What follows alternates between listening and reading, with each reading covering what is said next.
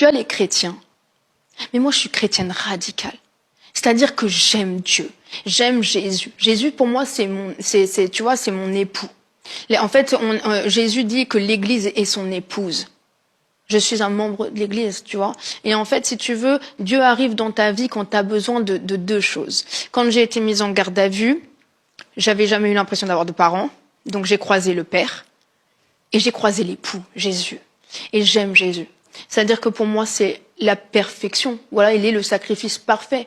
Tu lis sa parole, tu te dis, mais quel homme incroyable. J'ai pas le droit de me plaindre. Je dois être digne de lui. Il m'aime. Il m'a sauvée. Est-ce que ça signifie que tu es amoureuse de Jésus au premier sens du terme? Je l'aime, oui. Est-ce que ça veut dire que tu es amoureuse de Jésus comme moi, je suis amoureux de mon mec?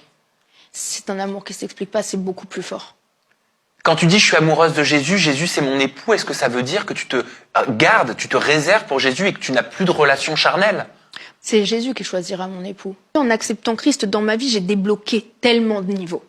Tous les jours, je me dis, Seigneur, je débloque un niveau grâce à toi. Merci Jésus. Hier, je parlais avec des amis de Dieu, parce que tous les jours, maintenant, je parle de Dieu, et parce que derrière, j'aide des personnes.